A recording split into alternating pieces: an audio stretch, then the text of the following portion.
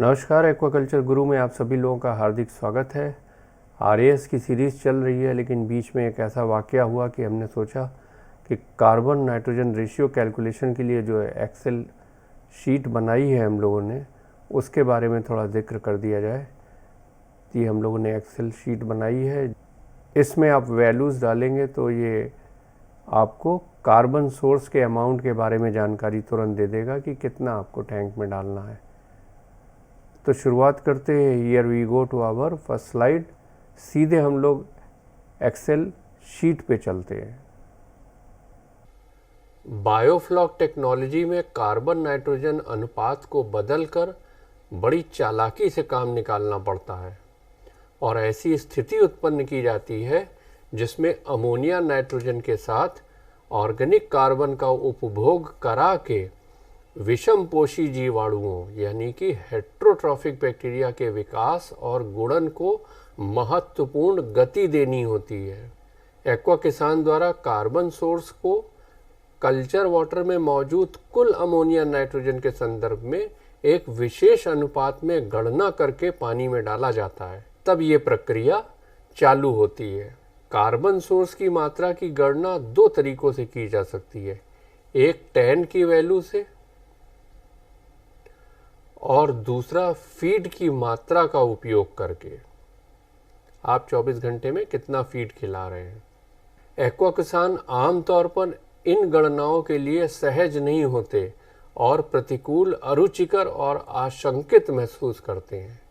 हमारे पास आज सुबह एक फ़ोन आया था जिसमें एक साहब थे यूपी से, वो बायोफ्लॉक कल्चर कर रहे हैं। कई टैंक उनको लगवा दिया है किसी ने और उन्होंने खाना वाना भी दिया है, मछली भी दी है, वो बाई बैग भी कर लेंगे। लेकिन वो बता रहे थे कि वो अमोनिया नहीं कंट्रोल हो रहा है, फ्लॉक नहीं बन रहा है। तो हमने उनसे पूछा कि आखिर अमोनिया का क्या लेवल है आपके उसमें। तो वो बोले निमोनिया इतना है, मतलब वो अमोनिया को निमोनिया बोल रहे थे। तो हमने कहा अच्छा ठीक है, आप उसमें कार्बन सोर्स क्या डाल रहे हैं। तो बोले ये क्या होता है। हमने कहा कुछ उसमें मीठी चीज़ डाल रहे हैं। तो बोल रहे हाँ गुड़ डाल रहे हैं हम लोग।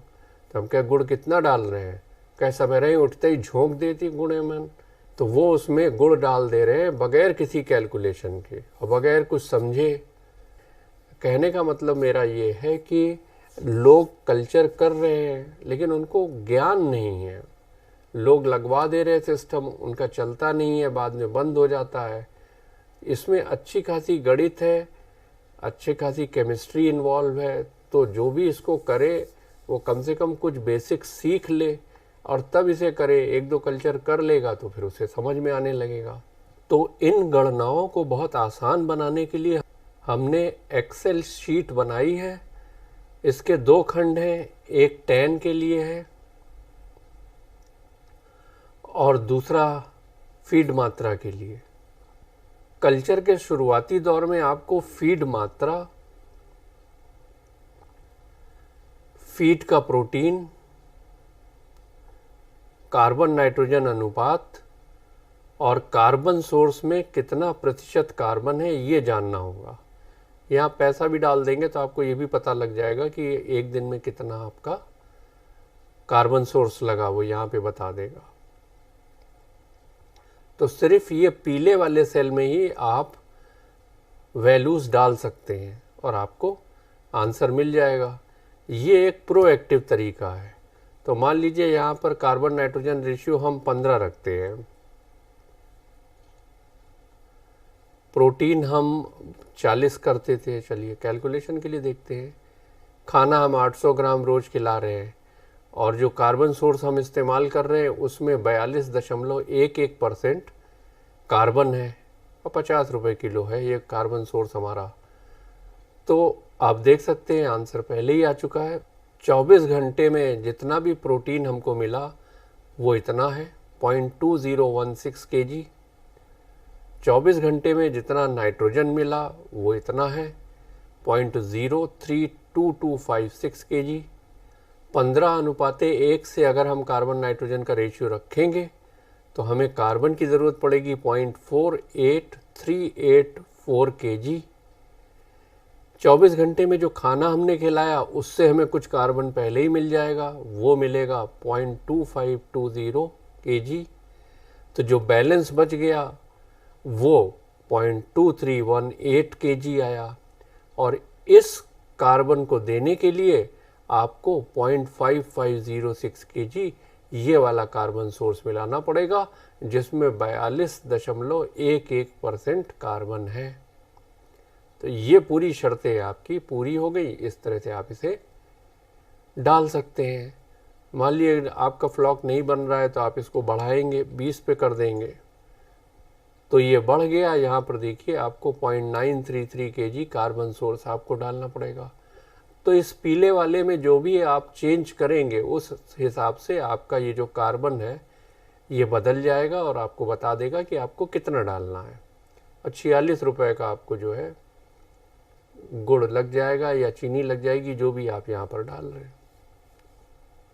तो मेंटेनेंस फेज़ के बारे में भी हम लोग देख लेते हैं कि मेंटेनेंस फेज़ में अगर हमको बाद में कार्बन मिलाना है तो किस हिसाब से मिलाएंगे। इसमें आपको टैन की आवश्यकता होगी, टोटल वॉल्यूम आपका कल्चर का कितना है, पानी कितना भरा है उसकी आवश्यकता होगी, कार्बन नाइट्रोजन रेशियो आप क्या रख रहे हैं, और आपके कार्बन सोर्स में कार्बन का परसेंटेज क्या है। तो मान लीजिए इसको हम लोग 6 कर देते हैं, टैन 2 है और 10,000 लीटर का आपका टैंक है, 42.11 कार्बन का परसेंटेज है। तो 20 ग्राम टोटल नाइट्रोजन आपके टैंक में है, उसके लिए आपको 120 ग्राम कार्बन डालना पड़ेगा। अब 42.11 कार्बन का परसेंटेज है कार्बन सोर्स में, तो आपको कार्बन सोर्स 284 ग्राम डालना पड़ेगा। इसको चेंज करके देख लेते हैं। अगर इसको आप 8 कर लेते हैं तो ये बढ़ गया, 379.96 ग्राम हो गया। अगर आप 10 बढ़ाएंगे तो भी ये उसी हिसाब से एडजस्ट हो जाएगा। मान लीजिए 10 3 हो गया है तो 569.94 ग्राम आपको डालना पड़ेगा। तो इस तरह से हम लोगों ने एक ये रेडी रेकॉनर बनाया है, जिसमें आप साधारण सी वैल्यू डाल करके क्या कार्बन की रिक्वायरमेंट होगी उसको आप तुरंत कैलकुलेट कर सकते हैं और बहुत आसानी से अपना बायोफ्लॉक बिल्कुल हैसल फ्री तरीके से चला सकते हैं। तो ये रही सारी जानकारी कार्बन नाइट्रोजन रेशियो कैलकुलेशन की। अगर आपने कुछ नया हासिल किया, नया सीखा है तो कृपया इसे लाइक करें, शेयर करें, सब्सक्राइब करें। आपका बहुत बहुत धन्यवाद। तो जल्दी मिलते हैं अपने RAS के नए टॉपिक के साथ। तब तक के लिए अल्लाह हाफिज़, जय हिंद, जय भारत, वंदे मातरम।